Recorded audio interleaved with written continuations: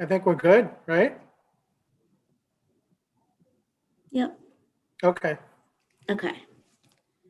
Okay, 8:02. I guess we can start. We'll just get Bill in as soon as we can. I'm going to read this, so we'll give him a couple minutes.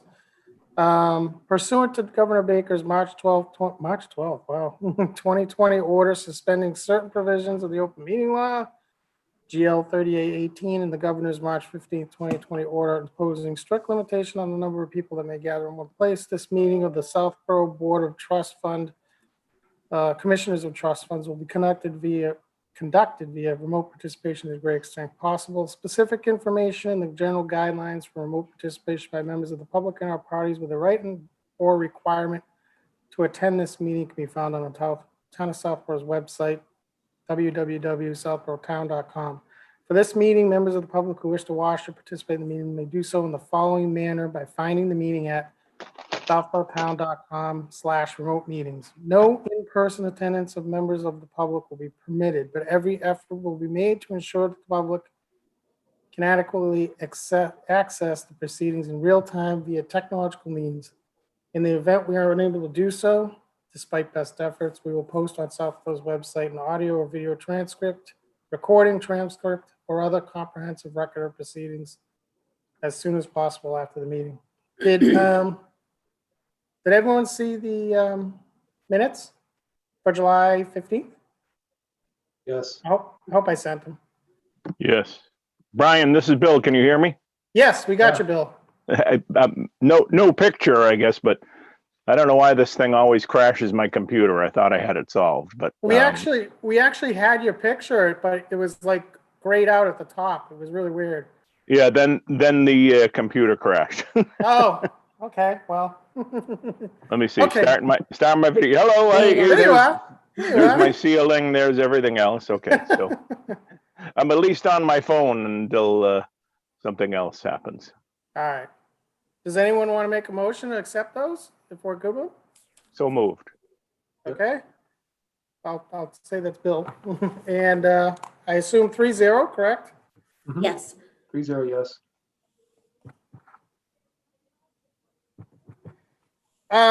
Nick, do you want to take the next one, the Metro West stuff?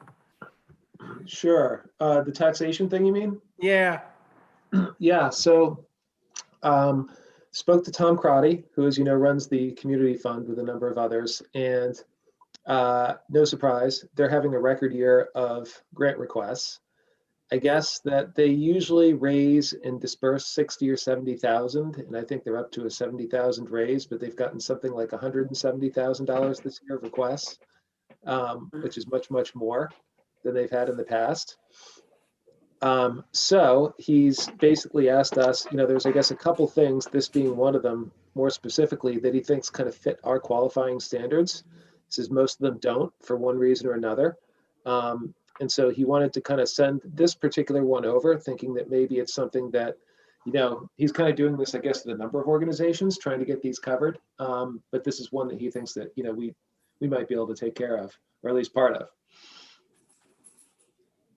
So I don't know if you guys have read it through, but it's actually pretty interesting because the income things and the local living are both very helpful. I think we've already voted that we're giving at least the 5,000 to them, right, Brian? yes. That we usually give. So that goes to the fund, not necessarily this cause, but to the fund itself. And then usually 2,500 next year.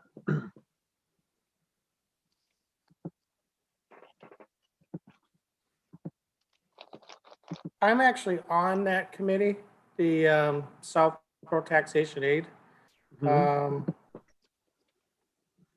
So, well, I'm not voting on this anyways, but I know what they do. So they have a standard like pretty much we do for income and having to be in the residence and all that. I think it was in the information. I guess the only weird thing about this is that we'd be giving money to another committee in town. I just don't know if that makes a difference to anyone.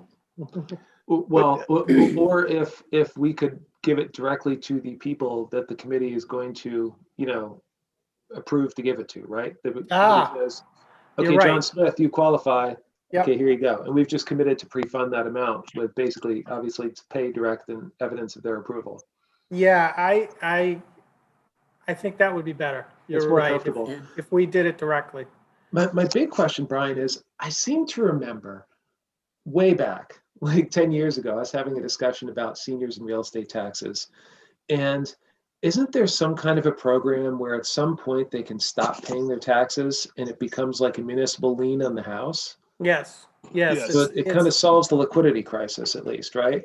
It's a deferred, they call it the deferred tax program. There's only, I think, 3 people on it now. We used to have like 8, and then they all either passed away, unfortunately, or they sold their house, which is basically, that's the purpose. If you sell or you pass away, you settle your taxes. So it's not very widely used, but there is a program like that too. A lot of people are wiggy about it though. Well, seniors don't I like wouldn't that. want to do that. Yeah, I don't know. They're just Well, uncomfortable with it. I think Yeah. it depends. It depends on a couple things. I mean, I'm assuming that the terms of the municipal lien are pretty benign, right? Like they can't evict somebody out of their house when they're 85, Right. first off. And the percentage rate is low enough where, I mean, practically speaking, you have to be what, 65 to qualify? Yes, I believe it is. Yeah. So, I mean, if you look at the actuarial tables, the chances of somebody actually living to the point where the tax lien exceeds the value of the house is pretty remote. Yeah, and that's the caveat on that. These assessors can only approve, you're right, the value the tax due can't exceed the value. That's one of the caveats of it. So Have they come close though? Have they ever come there's close? one property that came pretty close, started to get but it was actually like after 10 years though. It was a long period of time, 10, Yeah. 10 12 years. It's got to All be the more than others that. all the others haven't come even close.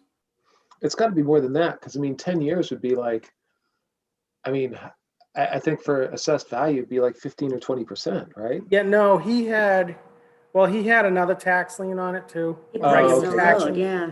So he went back farther. Yeah, his was a weird situation. You're Okay. right. I mean, very rarely would that happen.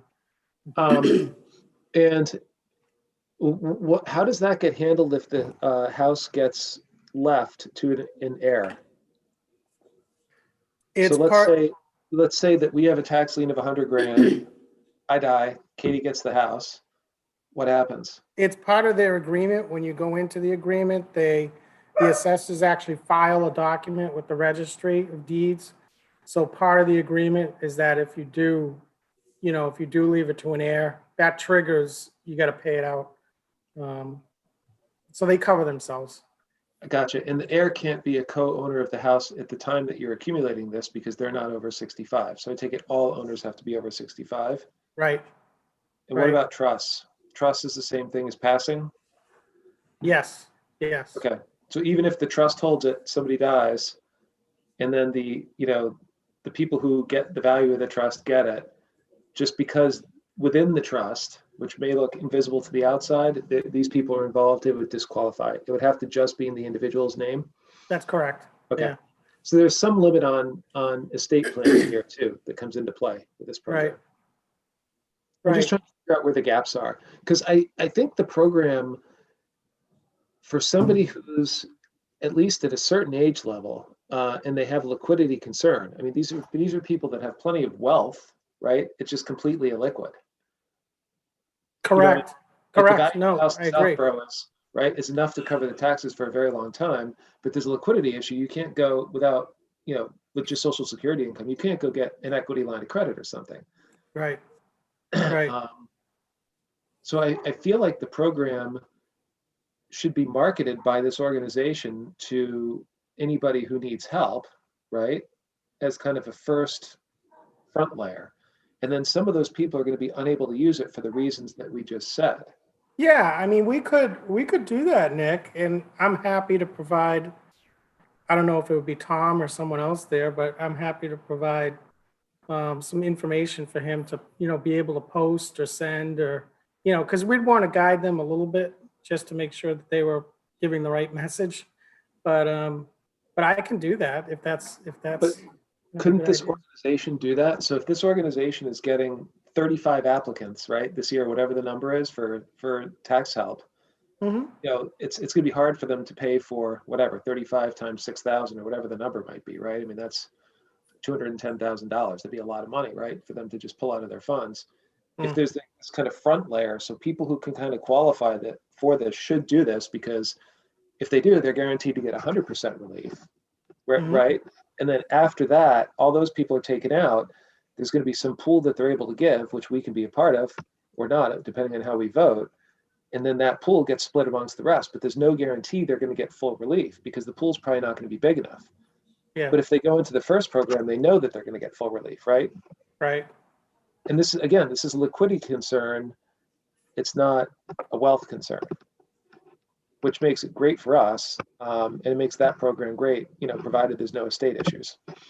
The only other thing I'd have to, and I can't recall offhand, I just need to see when the program's open, because I don't think it's a rolling basis all year. I think there's a window.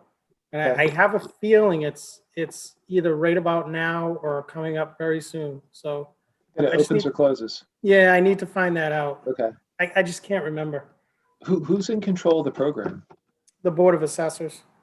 Would it be possible for them to enact a COVID emergency measure to open it early if we needed to? I don't know. I could check. It would just be good if they could, and then we could basically hand this as a turnkey solution so there's no more work to be done, right? From an administrative perspective, we just basically hand this over. Hey, look, here's your solution. Here's number one.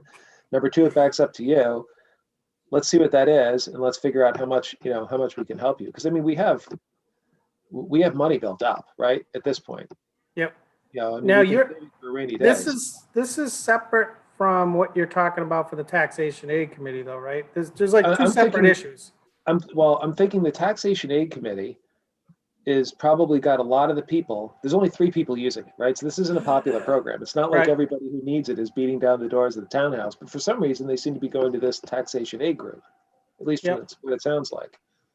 Maybe they should be going to the assessors. So I Yeah, think, that's so a I good think the point. taxation Oh. aid group is like the funnel of people. They happen to just have all the people. Then let's not try to like fight the battle that is the hard battle. Let's take the path of least resistance, at least first, right? Maybe there's more people that come out of the woodwork, and let's kind of deal with their funnel because they seem to be really good at attracting the people that have needs. We're Got it. not so good at that. Okay. I kind of get what you're saying. So we would use the taxation aid committee as sort of our gateway, almost like we do for Council on Aging, Youth and Family, Yeah, for some of the Yeah. residents in need. Okay. and they're closer. They see if they see 35 people in need, they're going to understand the need levels and priorities and situations much better than we ever will, right? Just because they have so many data points and how to deal with it and how to administer it and how to make it happen quickly, and you know what I mean? So we have a meeting I think it's next week. In fact, I got to post it today for taxation aid. I can bring this subject up and also in the meantime, just provide when that program's open and get some information as to that. Could they have a guest? Could one of us go on as like a guest just to talk about how this could all fit together? They could. I will just check with the chair today and see if she's okay with that. They usually meet, I think they're meeting Thursday. They usually meet at 4 or 4:30. I think it's 4:30 in the afternoon. So I don't know if that works for schedules, but that's their next meeting. Yeah, I can make that work. But I can send that along when I get that. Okay. Okay. Thoughts from anybody else on that? You're on mute, Bill.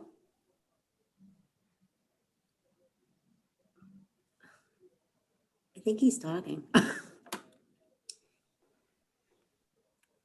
He's having technological difficulties.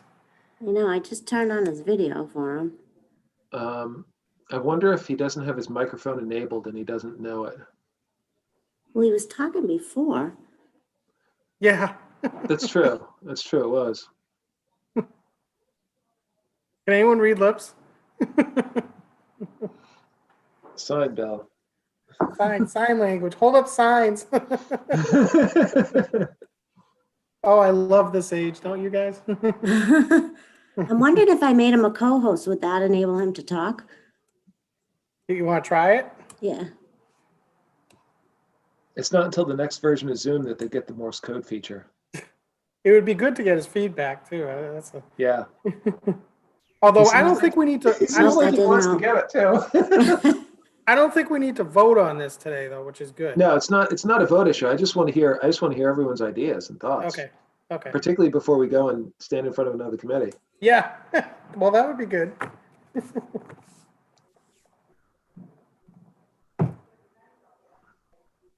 Didn't help, huh, Sue? Well, I think it's a good idea. Hmm.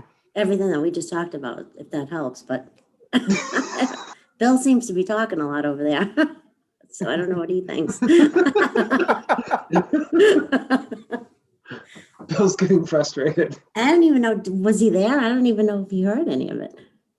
I don't know. I'm not sure if he's talking to us or maybe somebody else. Give us one finger for us and two for somebody else. So we tried to have I don't think he hears us. We tried to have an in-person meeting, and it's just so hard because you have to be outside, and it's like I know. Yeah. weather just isn't. I'm nervous about scheduling something, and then you got to cancel it. We have to be what, Bill, if outside? you go 6 to the feet apart? bottom of your screen, the bottom left-hand corner, there should be a mute or unmute button. That's for yourself. Right. Maybe he's on mute. He's not though, because there would be a mute sign right next to his name. See, look, watch my Oh, okay.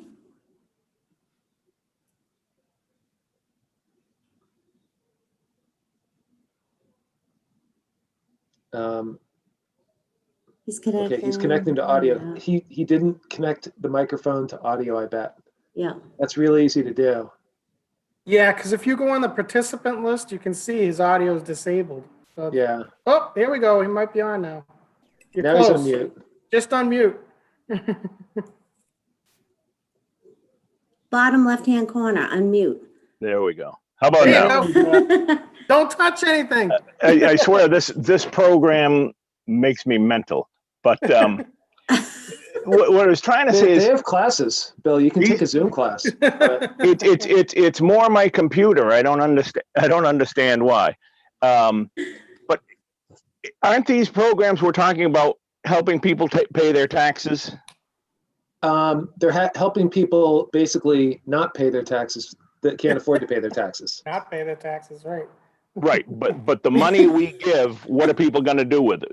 That's going to go to people's taxes, yes. And what I'm thinking is, if people can do that deferred tax program, Yeah. let that, because this is a liquidity need, not a wealth need, right? Let that take care of the frontline liquidity first. So let's help this taxation committee help people figure that out so they can funnel as many people through that as possible. And then what's left over, because they'll get full relief, and then what's left over between whatever money they have, whatever money we can give, if we can give money, whatever money comes from other sources, they can then take that and kind of like whack it up pro rata.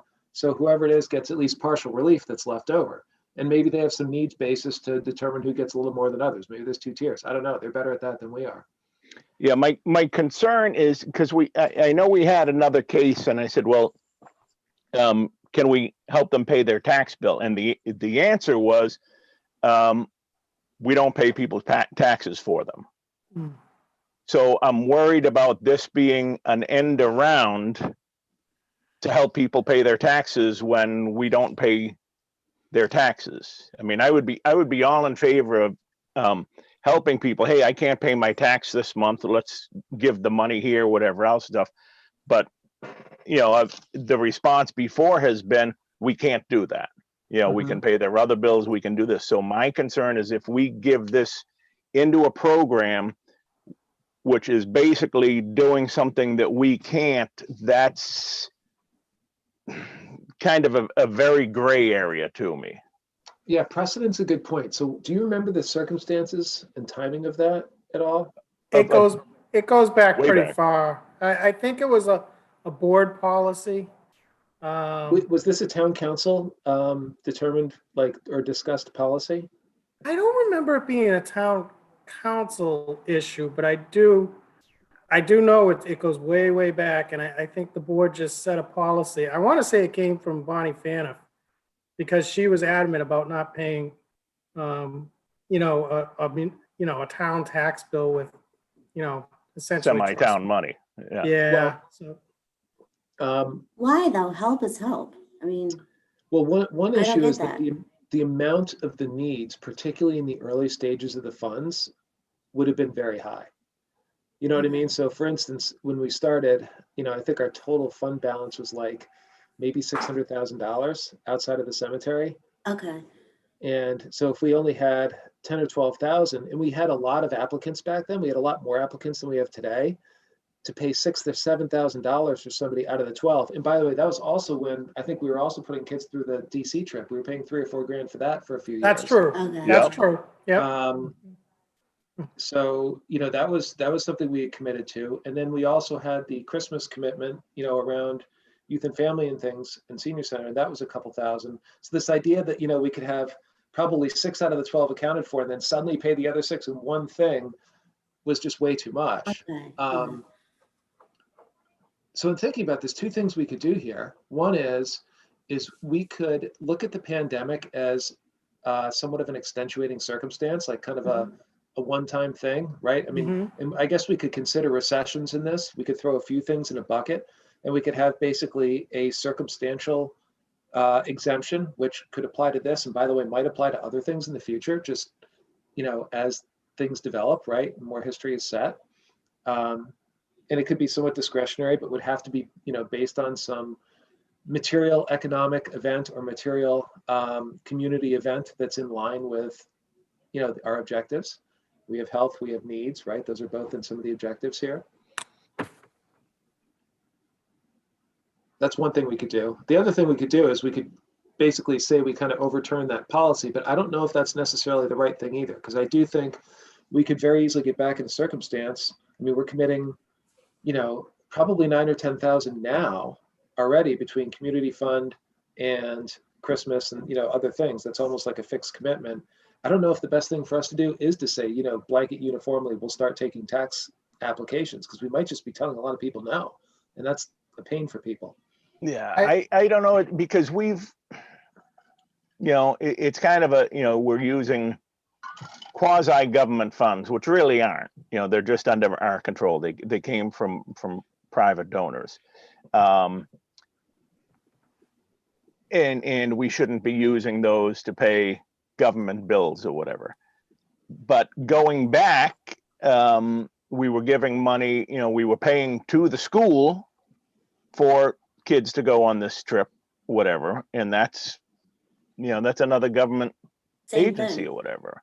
So I don't know if we got a legal opinion at some point, because I know some of us were not happy that the schools were just telling people the town will pay for it, don't worry about it. And it was as much the attitude of the schools that killed that as anything else. But maybe we should see is there a legal opinion that we shouldn't do that, or it's just a policy of the committee? And is there, I'm kind of talking as I'm thinking, is there a fund under our purview? We usually use Waldo Fay, but is there one that says, I'd have to look back on my list, is there one that says to help people with their taxes? Definitely not. I would have remembered that. There were some Everything health was- ones, but yeah, not. Yeah. not- Yep. Veterans, hospital bills, Yep. and hospital then bills. everything else Yep. is needy residents, basically, broadly speaking. Right. So it's unfortunately, I think we should get maybe some kind of legal opinion from Aldo on, is there anything wrong with us doing this? Because, Yeah, so if our policy is we would not pay the town for a bill, I'm concerned about giving it to another organization for them to pay the town for the bill. So for the minutes, let's just make sure that we clarify that legal opinion isn't actually a legal opinion by definition. which is something that most law firms won't do in many circumstances. Like if you go and invest in a company, they will give you a legal opinion that the company's corporate title and all that is correct, and they do have the power to, allow you to make the investment, and it's not fraud and blah blah blah. But that costs like $25,000 to $100,000. So when we're saying legal opinion, we're basically saying we're going to ask town council for their opinion and not have them issue a formal legal opinion, which would be something he may not want to do and would be costly, or she may not want to do and be costly. I don't think so, because I believe we've asked him for an opinion previously, and he gives us an opinion. Verbal I mean, opinion, yes. Yeah, not Yes. a long drawn out, and he won't give a verbal opinion. Have you seen Aldo's opinions or whatever? I think those are great. I'm just saying, if some lawyer looks at these minutes and looks at this video down the road and they hear the Yeah. word legal opinion, they're going to think 20-page document that cost $100,000. And I just want to clarify that point for the minutes. Yeah, That's all. let's just say, okay, leave out opinion. Let's ask town council for his Yes. opinion. Yeah. Which is basically what I'm talking about. I mean, he's not gonna do a 20-page opinion for us or whatever. He's gonna be a 1-page thing that says, based on the facts that you have presented are this, and based on these facts and whatever, if the facts are anything else, and then it's it's either problematic or, there's nothing in the documents that say you can't do that. It's perfect. We're going to ask the opinion of council. His last opinion went way back. Were you on the board, Nick, when he? Yeah. Because I've been here before we were elected. It was like 2002 or 3. Okay, so you were here when he gave his. Yeah, because it was Jack Kelly. Yes, you and I, Jack. Yeah. And we brought counsel in to try to figure out if there was anything, because we read all the trusts. Yep. And Okay. we were trying to figure out what, how we should interpret them from Right. a governance Okay. standpoint. Yeah. Okay. I mean, And that's if when we you want me to started getting pursue elected. an opinion, we can do that. I like Nick's idea about it, like a COVID exception. My recommendation would be don't overturn the policy. I think it Yeah. opens it up too much, but but if we want to take this in baby steps, we can get an opinion next and talk about it again. That's fine. I think it's smart, and let's run the whole idea by him. Let's run the whole, while we're at it, since he's going to be looking at it, let's run the exception policy by him. Just see what he says about that, right? If we have a past precedent, or policy, and we can take extenuating circumstances and broadly apply that, because this may not be the only time we have to do this, right? Let's make Yeah. sure that's kosher too. I think he's previously ruled that, regardless of what some things were set up for, like specifically for veterans that can't pay their medical bills, because of the length of time and other things, we have the right to, use those funds for something else as the trust fund. So, I wish some of these things weren't so, difficult. But I mean, how much money are we talking For this? for this I think- particular? I think they asked for something like 10,000, but I mean, it's one of these things where any amount will be helpful. What I mean? Yeah, because they spent last year, was the first year they instituted this new, and it was, I think 7,500 was how much they spent. So, But apparently the applications are through the roof on this. But Yeah. am I wrong that this is the old tax work-off program? no, this is the taxation aid program. The tax work-off program is suspended right now because of Yeah. COVID. So the Right, aid. that's what I thought we Right. were trying to help with this program. Those people that aren't getting that. I mean, do we know that Um, it's not those people? We This is- don't this is- know the scope of applicants, and we also don't know the relative need. That's the other thing. Yeah, this committee's been around forever, but they've never been active until the last year. So this last year was the first year they actually started doing things. Before that, they were a committee in name only, basically. So it's got a member of the board of assessors, me, and 3 other residents. So it's a 5-member board. So Hey, Brian, have you gotten the Q3 Bartholomew report? I just got it. Can you Yeah. forward it to me? Because they sent me the CPA one, which isn't terribly helpful. And not Yes, this I'll one. send that to you. That'd be great. I just want to take a look at it just to reevaluate kind of where we are and just think about, if we were to go a little higher this year, how high can we go comfortably? It's been all over the place. That the market value of that thing is just like you watch it, 90,000 up here, down 150, up 200. It's I know. pretty funny. Okay. Are we good with that? Do you want, I can pursue the opinion and then we'll just Yeah. go from there? Yep. And Nick, are you comfortable being in front of them next week to just? Yeah, I am. I mean, it'd be great if we could talk to town council between now and then, Yeah. even if it's just a quick, 15-minute Zoom. I don't think this will take very long. Okay. I'll do my best on that. Okay. If we can't, we'll make do, but that's okay. Yeah. Okay, so if that's good, does anyone want to make a motion to go into executive session for this last little piece we got? Sure. Sure. I move we Okay. go into executive session under Right, give me a second. which one? It's the